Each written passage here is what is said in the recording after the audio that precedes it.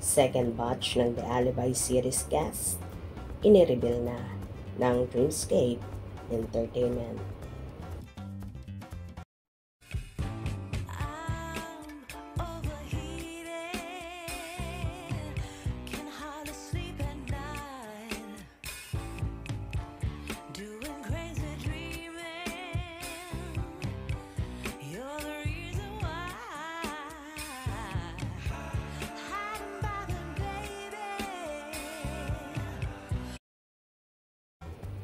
Nagbahagi nga ang Dreamscape Philippines ng video ng makakasama at second batch casting ng The Alibi series. Ayon sa Dreamscape PH, a new pack series into the game with every move.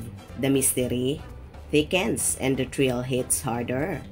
Makikita nga sa video sina Miss Alma Moreno, Alora Sasam, Ian De Leon, Irma Adlawan at marami pang iba.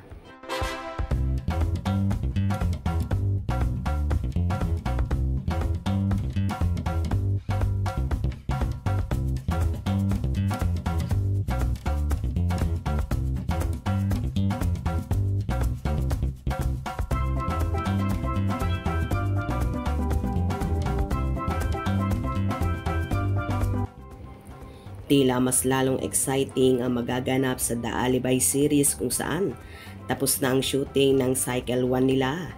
Inaabangan naman ng Kimpaw supporters kung saan ang next location ng shooting ng The Alibi na may nagsasabi na sa Cebu pa rin. Ang iba naman nagsasabi na sa Manila ang shoot ng second cycle.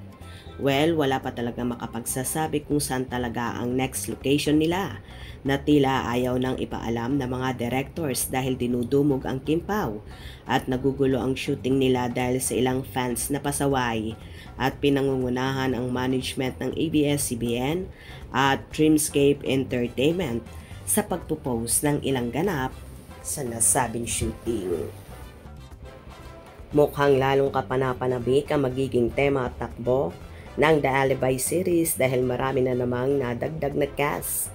Kaya naman lalong na-excite ang marami, lalong higit ang Kimpaw Ladya na ngayon pa nga lang ay hinuhulaan na ang mga karakter ni Kim aka Stella Maris Morales na hinala nila isang agent din at nagpo-front lang na isang bar girl at misteryosong babae. While si Paulo naman aka Vincent Cabrera na tila isang reporter at journalist ang peg. O diba? Nakakasuspense nga ang pandar na ito ng Kimpaw na for sure. Papatok na naman sa mga viewers at tila August na nga ipalalabas ito kaya minamadali na nila ang shooting nito.